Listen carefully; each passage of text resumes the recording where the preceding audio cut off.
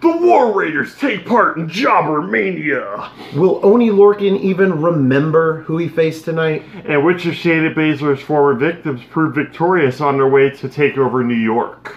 Everybody, grab your blue tights and your gray trunks. This is NXT. What's NXT?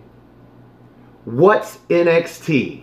Support, no DQ. Welcome everybody to What's NXT for April 3rd, 2019. I am your host, the Rated R reviewer, Stephen Osborne, joined as always by the General Jerry Slaughter. Good evening, wrestling fans. And tonight, I'm not gonna lie to you, not the best episode of NXT. Not the best take-home episode, no. It's kind of lackluster. But we got through it, and it wasn't bad. It just wasn't the best. It was pretty good. Pretty good. It was pretty good. It was fairly okay. It was just as high mediocre.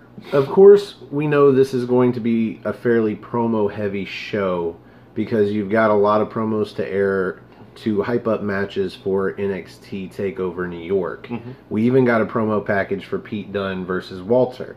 I mean, that's how serious it is. Mm-hmm. But we got 3 matches, which is a match short of being a good, card. Like our standard's 4. Yeah, our standard 5 is like, wow, you're going. If you ever have just one match, it better be a really damn good. Oh, and especially after less than 2 hours. Yes. God damn. So, we start off the night. Well, actually, you know what? I take it back. We got 4 matches. So, we start off the night with the War Raiders coming out. And we're like, okay, we haven't seen them in a while. And, what are they about to do? Promo? Something like that? No. Ding, ding, ding, baby. We're about to have a match with the tag team champs. Mm-hmm. And so, who are they going to face? Lights come on, and Kayla Braxton does her thing, and we're like, wait a second. Jobber alert. They're already in the ring. They got no entrance. They didn't get names, no nameplates. The announcers didn't even say who these guys were. No. The best they got was the crowd chanting, let's go Jobbers. Yep. Let's go Jobbers. That was the best they got. So I called these guys blue tights and gray trunks. And blue tights takes a fairly good beating in this very short match. Before I break down a few of I've got like two things to say about this match. What did you think about it, Jerry? I sneezed and it was over. Yeah. Yeah. I mean, squash doesn't even begin to tell you how quick this match was. I was about to say the produce aisle was very, very short in this one. So there's a spot, 3rd or 4th move maybe. I mean, they tag in with their cross forearm tag thing they do.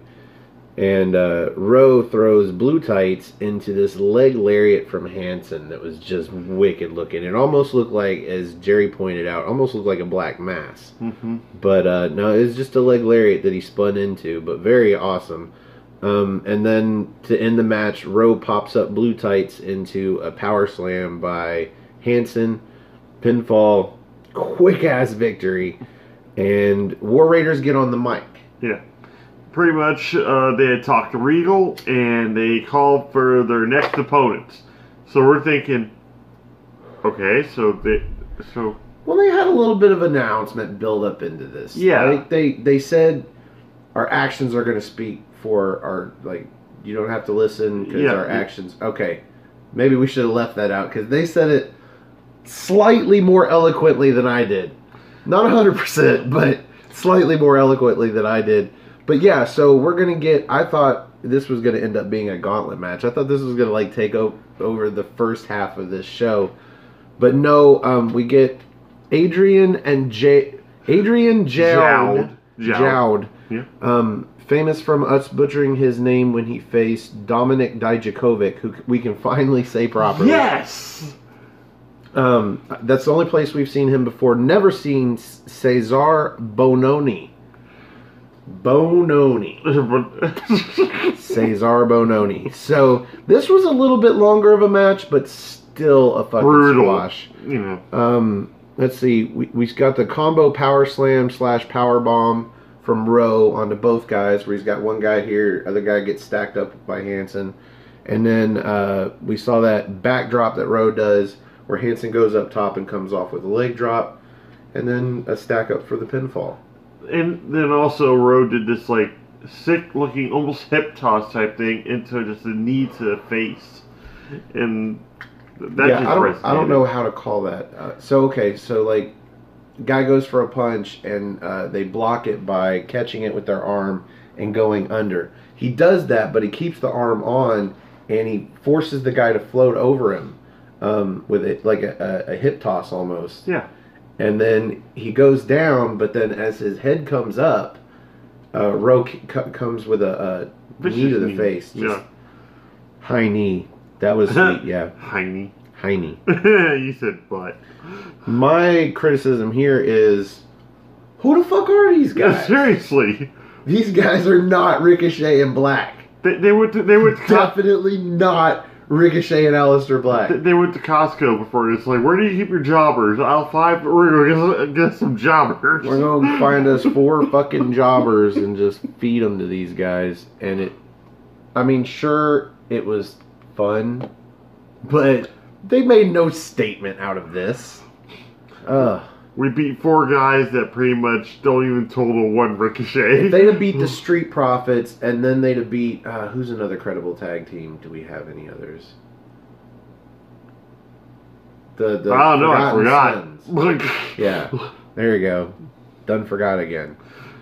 So, that would have been a statement. If they'd have beat a couple of established teams, but then, you don't want them to get beaten, but, oh, goddamn, this... Don't say we're going to make a statement and then beat the job squad. Like, this is no. Contradiction of terms. Your statement is, we can do the same thing you guys can do with these guys. Yep. So, up next is the aforementioned video promo for Pete Dunne versus Walter at TakeOver. This was awesome. Yeah, naturally, of course. They do nothing but great video packages here. Like nothing but great video packages. I've never seen a subpar video package from NXT. I've seen repeat ones where they've used previous video packages and spun just a little bit of new stuff in, but they blend it or they'll add some new music to it. Still, and it feels I call new. foul. I call foul though, because they presented it like it was I call foul on that one. But other than that, you're right. After that, you're right, Jerry, but you're completely wrong at the same time. Just with the one, and it wasn't a bad video package. It was just, it was there. Yeah. So up next, we got an interview outside with Candice LeRae, and she wants to talk about for some reason, the WWE Championship. She's like, oh, it's been my dream to have a WWE title. Then you're in the wrong spot right now. And we have Aaliyah and Vanessa Bourne overlooking this conversation, and they come up on her saying, so you're talking about becoming the NXT Women's Champion. And I'm sitting here like, pretty sure those words never came out of her mouth. No. She, for some reason, is talking about being the WWE Champion, which she's going to have to go through Daniel Bryan or Kofi Kingston for that. Or WWE Listen Women's to the promo. Championship. I don't know how this ends up getting aired. You retape the son of a bitch. Yeah. We do it all the time. Chances are you'll see at least 5 or 6 cuts in this one. So yeah, when we get to 100 subscribers and we start doing this show live, you'll see what I'm talking about. Mm-hmm. It's bad, but they could cut that, or consummate professionals. Or they could just reshoot. They have that ability. They can reshoot 100 times if they want to. Maybe this was one of those reshoots, and they were like, "Fuck it, leave that part." This is the best we're gonna get out of these 3, so we're just gonna stick with it. Maybe. It's all right. It's Vanessa Bourne and Aaliyah trying to, I guess, pick on her because it's 2 against 1, and they really don't have any legs to stand on because the singles competitors, they suck, and as tag team competitors, they're not all that great. No. But this is leading somewhere. Do you have any notes from this encounter here? it was felt forced and contrived and pretty much very generic. It was one of those situations where Candice LeRae decided she was going to challenge one of them, and she challenged Aaliyah.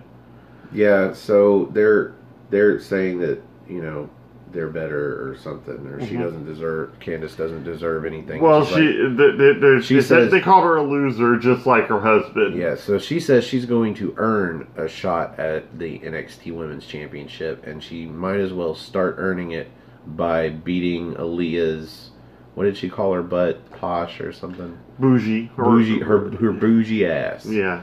And Aaliyah says to Vanessa Bourne after Candice walks off, she says she's about to throw a hissy fit. Yeah. And I'm like, who scripted that?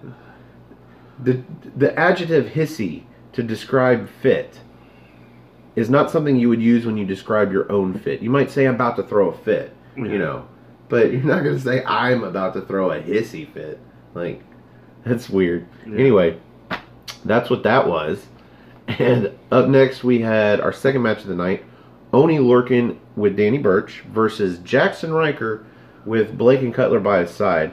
And they kind of talked about how Blake and Cutler are the ones that beat Oney Lorcan and Danny Burch and sent them packing from the Dusty Rhodes Classic. And I'm like, I don't care about that because this is versus Jackson Ryker. Yeah. So completely different animal. I don't think he got involved in that match either. So no, he didn't. He had like the stare down type thing going.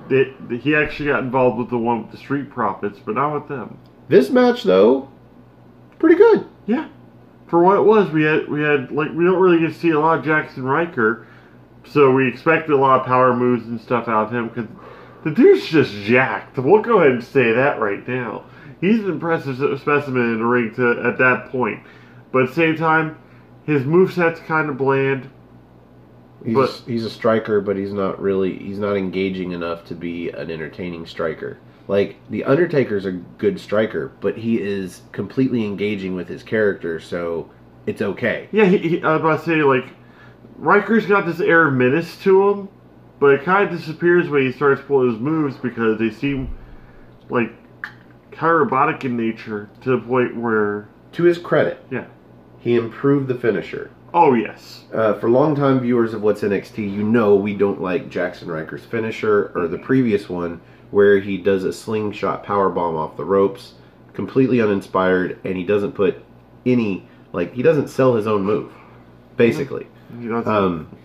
His new finisher, however, he doesn't need to sell. Looks pretty damn good. Yeah. And we can say it now, or I can read through the finer points of the match and get to it. But they call it No Remorse. Yeah. At least I think that's what they call it. Oh, they call it No Remorse. It was a sit-out choke slam, more or less. Well, he said no remorse, but he didn't specifically allude to the fact that that was the name of the move. He just said it, and it sounded like he was calling the move by no remorse. They said, there it is, No Remorse. Well, yeah, but no remorse is something you could say about the move. Yeah. Yeah, he hit that with no remorse, but he just shortened it to no remorse. So I'm not positive. There it goes! Time to make the donuts!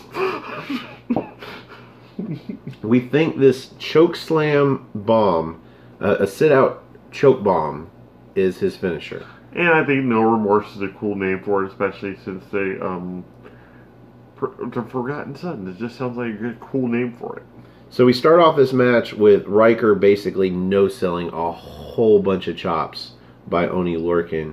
And he ends up going for a suplex, but ends up draping Lorcan over the top rope. So from this point, Ryker starts zeroing in on Oney Lorcan's midsection, and he does a pretty good job of it. Yeah. And this story gets told very well in this match. Yeah. Like, they said before the match started that this was going to be like an instant classic, or like, I can't remember how they said it on commentary, but they were hyping it up pretty good. I'm like, it's going to be so good. Why is it in the middle of the card? Most of these mid-card matches lately on these shows have been pretty awesome. I really wish this had been the main event, honestly. Because you gotta look back at our past week of NXT UK with Noam Dar versus Mark Andrews. Granted, it was the main event for the evening, like match-wise, but then they had the contract signing right afterwards. But that was just a beautifully crafted match, and that was like right in the middle of the card. So. Well, I don't understand how Riker can't sell his own finishing move when it was that slingshot. Powerbomb? Yeah. Because he hits this gut buster, and we're talking a fireman's carry thrown up into a gut buster, and he sold great. Yeah. He does a bear hug. A classic, no-nonsense bear hug. Yeah. And he makes that look like it's devastating. Yes. But when he does the slingshot powerbomb, nothing. It felt effortless, whereas this actually looked like it had some torque and stuff to it. Well, for most of this match, Riker just works over Lorcan's midsection, and then towards the end, Lorcan finally gets, his second wind, which is funny because his lungs and his breathing ability have been worked over all match. But anyway, he gets his second win, and he starts coming back. He ends up landing these elbows into the corner, like Riker's set up into the corner, and he's running in, and they're like these back elbows, but basically it's kind of like a splash that he's doing with his side, which makes no goddamn sense because he's hurting himself every time he does it. He lands 2 of these, and on the third attempt, went to the well too often, Riker comes out swinging with a fucking Polish hammer to the chest and just turns Lorcan inside out. Picks him up from there into the sit-out choke bomb, the no remorse. Yep. And that's your match, folks. 1, 2, 3, Jackson Riker wins, and he looked good here. Yeah, this was did. a good match. Yep.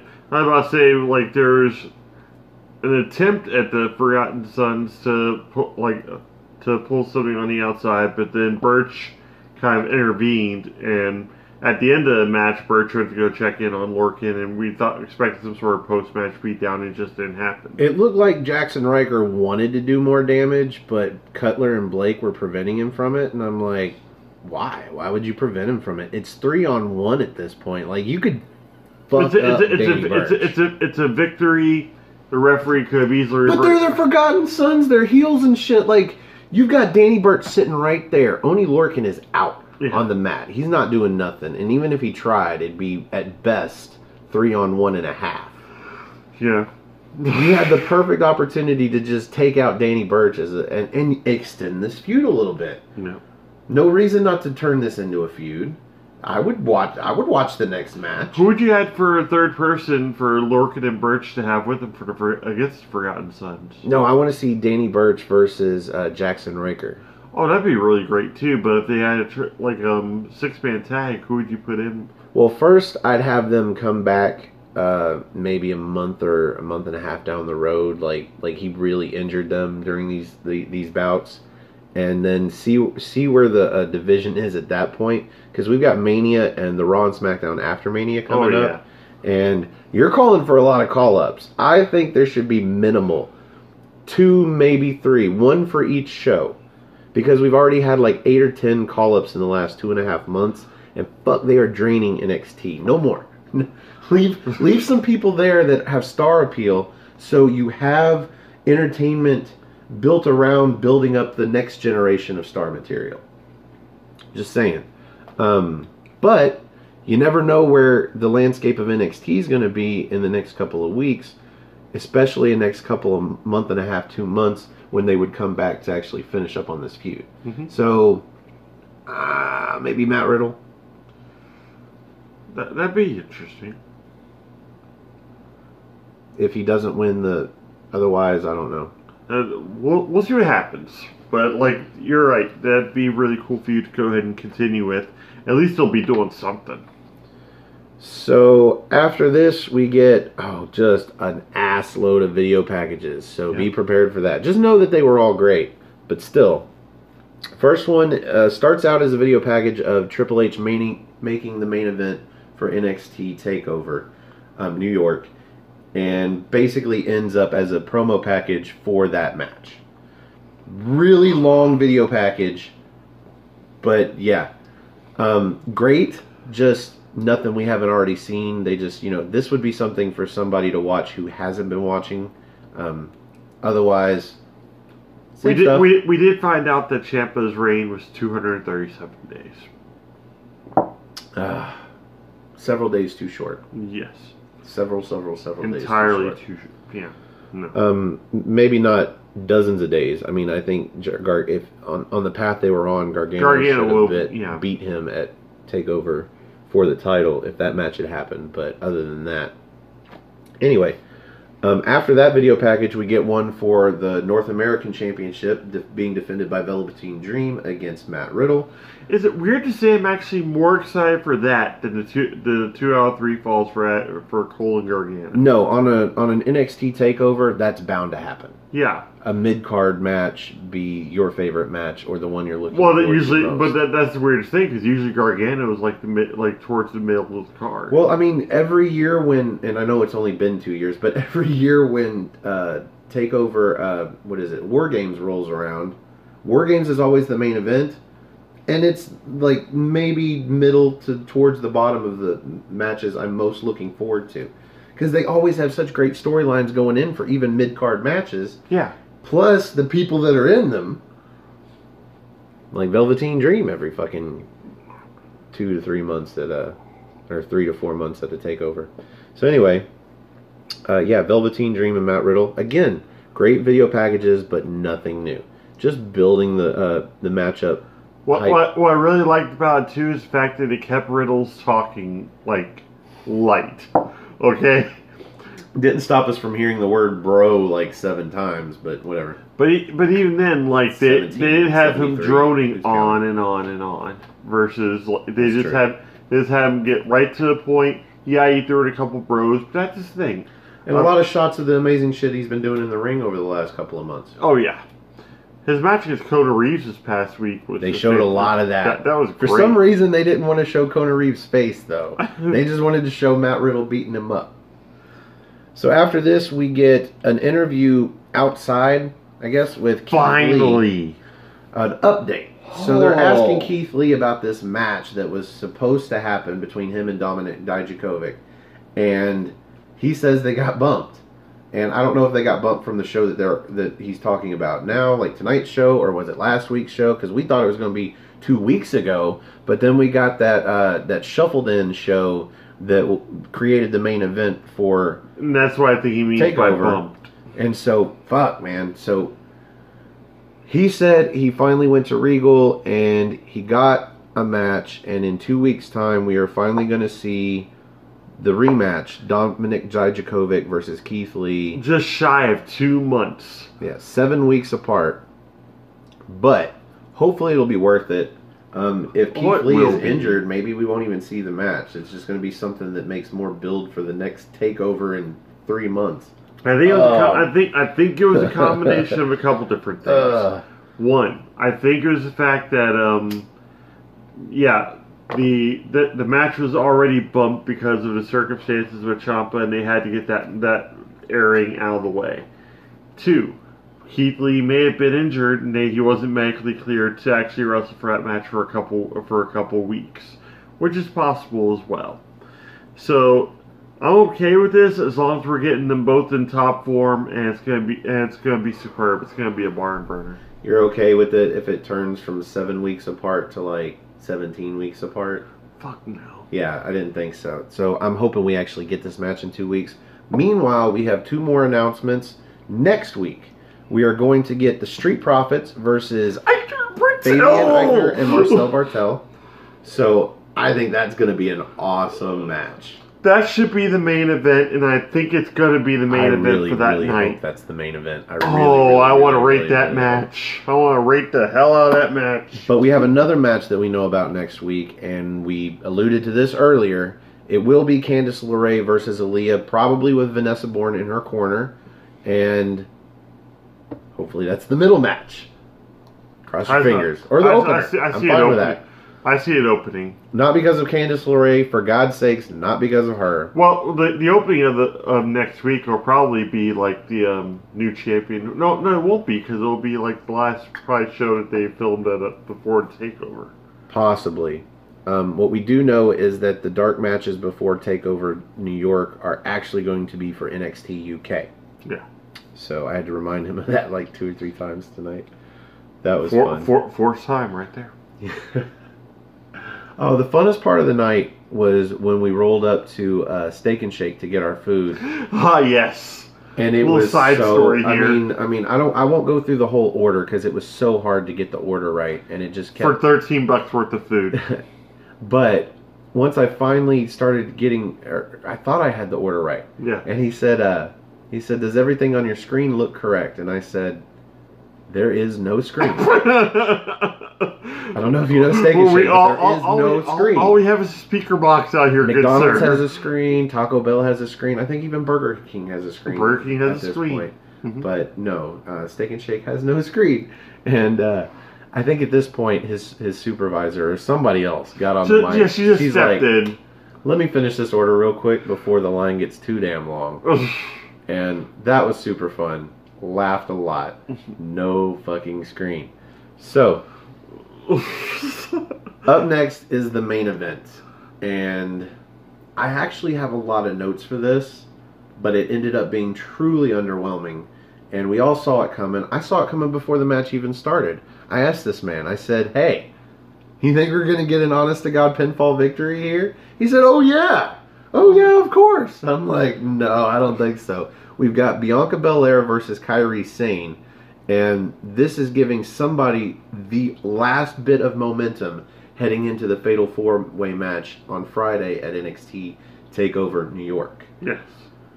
Nobody's getting a clean victory here. No. In fact, there's only 2 of them out there, and there's 4 of them in the match. So, we will get to that. Yeah. But before I break this match down, I've got almost a page worth of notes, believe it or not. What did you think about the main event, Jerry?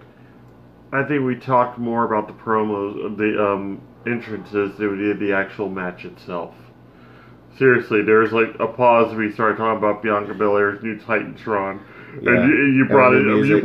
you brought in the fact that it's like, oh, there's more whip cracks, and I was like, wow, I like her new logo, and you paused it and just went over all the intricate details. Yeah, okay, so they've changed her entrance slightly.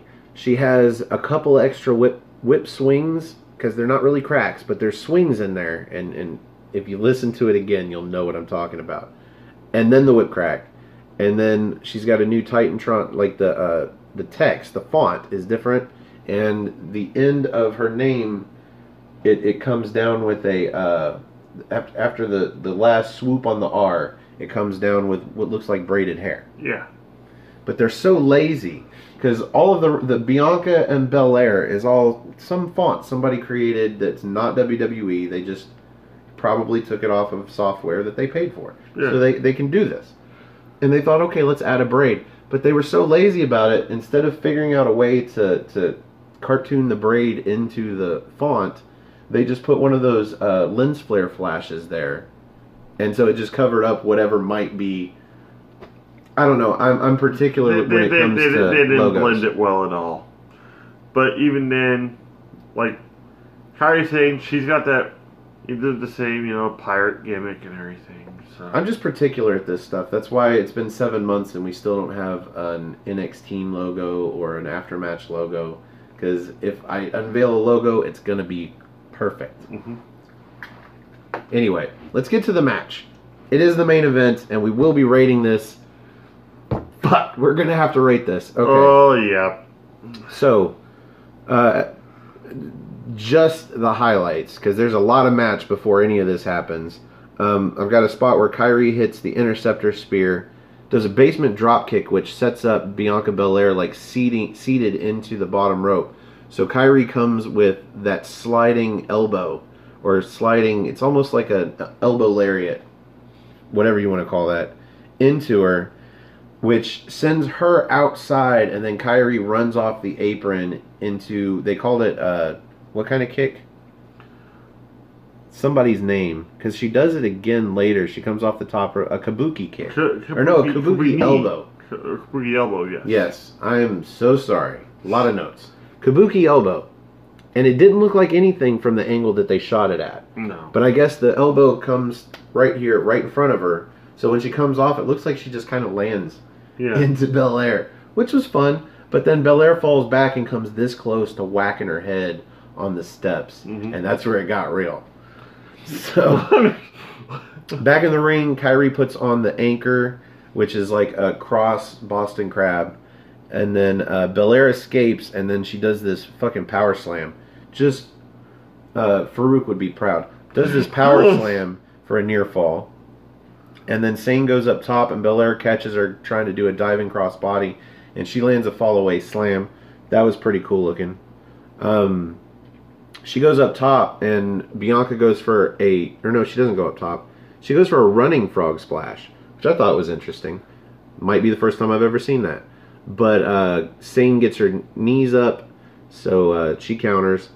And then we had this rope botch where Kairi Sane's over at the ropes and Bianca Belair's running at her. And Kairi goes to pull down the top rope. But Bianca Belair's not that tall. And instead, Bianca goes through between the middle rope and the top rope. You know, she goes through where she's supposed to, and it looks stupid as hell. Yeah. And she kind of tumbles lazily to the outside. And then for some reason, Kairi's hurt in the ring, and Belair just gets back into the ring.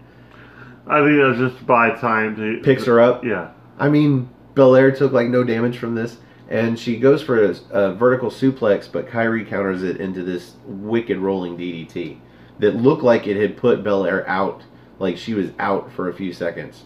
Because the ref was over there talking to her, and her lips weren't moving.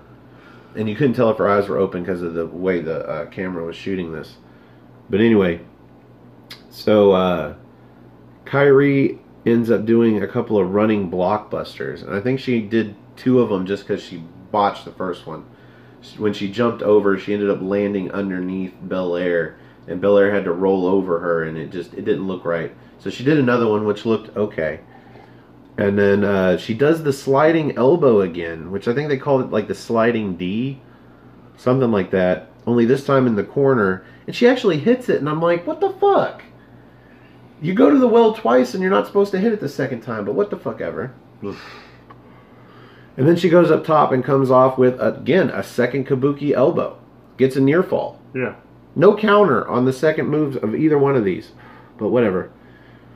Then Kairi goes up top for the insane elbow, but Bianca follows her up, and she ends up hitting this superplex. But Bianca's actually seated in the corner. Like, her legs are on the outside where Kairi Sane's legs are, and she's seated on the top turnbuckle. So when she releases the suplex, she's hanging in the tree of woe. Whoa! But then she abs herself back up, and then just to do a backflip off of the turnbuckle, and then do a moonsault onto Kairi Sane for a near fall. That was actually kind of impressive. Quite a bit of this match was impressive, except for the ending. So, let's see.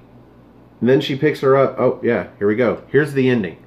Bianca Belair picks up Kairi Sane in a double chicken wing, and then drops her on her face. And then here comes Shayna Baszler. Yep. And Marina Shafir and Jessamine Duke. And Baszler takes out Belair. Jessamine Duke and Marina Shafir pick up Kairi Sane. And then now they've got Kairi Sane, like something's going to happen to her. So now Io Shirai comes out and she attacks. And this breaks down into a 6-woman brawl. And then from there, referees. The entire NXT women's locker room empties out. All of them in like latex and t-shirts. Yeah. You know, like, what do they call them? Yoga pants. Yoga pants and t-shirts. And they all start getting laid out by these 6. And then fucking Bianca Belair picks up, I think it was Lacey Lane. Lacey Lane chucks her. Like, all of this is spilled out to the outside just in front of the apron. And Bianca Belair military presses Lacey Lane and throws her over the top rope into everybody. But then turns around and there's Io Shirai, who back fists, or no, just a punch. Like a forearm. It was a sambo slap. It just clocks her, knocks her out, and then she goes up top and lands a moonsault onto everybody. She nailed her with a face 5. And then she notices that the NXT Women's Championship belt is sitting on the apron in the corner. So she goes over and picks it up and gets in the ring and poses for it, while Kairi Sane looks like a chump outside because she's back on her feet at this point.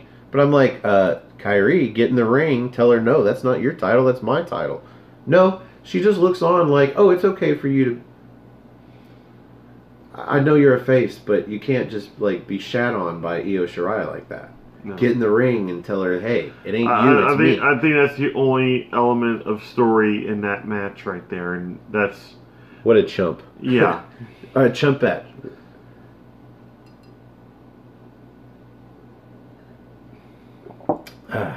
So, that concludes the main event. And on What's NXT, we rate the main event using the General's 5-star rating system. Jerry, out of 5 stars, where do you rate this poor main event? You know what? Not poor. It was great up until the ending. It was okay. Despite what I thought it was going to be, it was actually great up until the ending. But fuck that ending, man. Where do you go with this? 2 3/4. Wow, that's pretty low. For NXT, that's pretty low. Yeah, I was about to say, like, and I think that's the second time we've actually ranked the women's match, I think, that low. So, but at the same time, this one didn't really show me much of anything. There were so many different botches going on in it. And these are 2 of the participants for a Fatal 4-Way that's probably going to be, like, right before the main event of, like, NXT TakeOver if they've been doing it the same way they have been. And then for it to break down like it did, yeah, but towards the middle there, that wasn't very shocking. I knew there wasn't going to be a finish because I still got to sit there and dwell on it while I was thoroughly not enjoying the match. So 2 3/4. Yeah, so even like I could even add the extra quarter star because there's a lot of video packages. Video packages were great, but they couldn't really save the entire show. So 2 3/4. Because also, I'm just not a Kairi Sane fan. And the random appearance of a Wild War Raiders didn't really help because the squash matches were just like, yeah, of course that's what's going to happen. These guys have no names. It was fun. They either have no names or names that are impossible to pronounce. It was fun to watch them get tossed around, but it wasn't enough to really save the entire show to the point where you get the extra quarter star, more or less. And there was no, like, and... if you rank much higher, I'm going to be shocked. And the Oni Lorcan Jackson Riker match could have been great if they'd have given it more time. And if it had been in the main event, it probably would have had more time. But it wasn't. It was mid-card. Yeah. And we are rating the main event. And I wouldn't give an extra star off of the show being great or anything like that. And this was better than middle of the road at best. But I feel like I have to have enjoyed it better than 2 3/4. I'm going to give this 3 stars. All right, so it's the best I can do. Yeah. It didn't tell any story. I mean, you're going into a Fatal 4-Way for the Women's Championship, but this really doesn't tell any story in the match at all. 3 stars. That's what you're giving it, Rick Harrison? That's the best you can do? That's the best I can do. So, that brings us to the end of this episode of What's NXT. Join us tomorrow for our NXT party where we review NXT UK. I believe it's episode 36 or 37. 37. 37. Our favorite number. And if you'd like to be up on the big screen and help us review an episode of NXT UK, you can find me on Twitter. Go to nodq.com/Stefan. That's STEFAN. Or if you just want to find me on Twitter, it's at Stefan R. Osborne, OSBORNE. As always, the R stands for restricted because I say a lot of fuck bombs. You can also find fuck bomb. You can also find this gentleman on Twitter at NoDQGeneral, and also on my Facebook page or group, Armbar, capital ARMBAR, exclamation point bomb.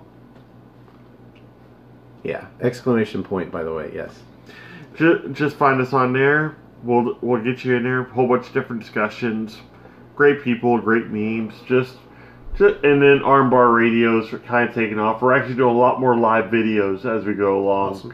Awesome. So, because Colin, I know, did a couple tonight. So, those are always entertaining to watch. You know, I'm an administrator in Armbar, but I do very, very little administration work. Occasionally, I accept people into. Well, like I said, I've almost rejected 2 people. One girl said her favorite wrestler is Ronda Rousey, and one dude said his favorite wrestler was Yes. To me, if they want to tell me that their favorite wrestler is Ronda Rousey right up front, knowing that they got to Armbar through this channel, they're getting rejected immediately because it's his group. I'm just an administrator. This is his group, and you don't play that game. No. You don't come in knocking on the door saying that the code. You don't knock on the weed man's door. You don't knock on the weed man's door and say DEA. Let me give you a hint out there. If you want to get to the armbar, the secret password is, my favorite wrestler is anybody but Ronda Rousey. Yes. Even though this guy predicted Ronda Rousey is going to win the main event at WrestleMania. Check out the prediction video. Definitely check out the prediction video. We did that with Noah before we watched NXT. Yeah, we get stuff done. If you want to be a guest, we will get you on the screen as soon as humanly possible. We will even watch NXT UK on Wednesday night so that Thursday night, as soon as we get off work, we can do the video. So if you'd like to join us, let us know down below if you don't have Facebook or Twitter. Email. That works. That's how we got Chris signals, Mace. Snail mail, whatever. And if you like our video, click the like button. That's underneath me. If you like all of our videos, you should probably click the subscribe button. That's underneath Jerry. Yeah, under the pin there. Pin drop. Yeah, that's how few people watch our video. You can literally hear the pin drop. Oh, are we talking about virtues? If we want to get more people, we have to share. So there's a share button in there just before Jerry and his pin. So if you know anybody that likes NXT, share this video with them. See if they like what's NXT. And if so, maybe they'll join us next time. Maybe they'll subscribe. Subscribe to Aftermatch Wrestling. That is our channel. That's where these videos go up about a half a day early. So if you want to get them early, if that's a perk for you, there you go. Also, we do original content. We've got a lot of rated R reports. We did about a 20-minute one with Noah after we did our predictions. We had to. So not all the rated R reports are going to be hour and 7-minute long. This one's going to be 20 and some change. Yep. Just happens to be whatever amount of time we have, or before the first person does that good yawn. Well, I was about to say, like, for this past one, if you guys are interested, it's more about, like, final predictions that we made for WrestleMania, and also covering the hot topic right now of John Oliver. So that is definitely worth checking out. So, all one word, AFTERMATCH, Aftermatch Wrestling. At 100 subscribers, we are at 66. We gained a subscriber while we were filming. We lost one earlier, and we gained one back. So we are at 66. We're 2/3 of the way there. And once we hit 100, we will start doing this show, What's NXT Live. Yeah. I believe we said that during the show. So reminder, we will start doing it live at 100. So subscribe to Aftermatch. Thank you for watching. For the General, Jerry Slaughter, I am the Wizard of No DQ, Stephen Osborne, and we will see you NXT time. Support No DQ.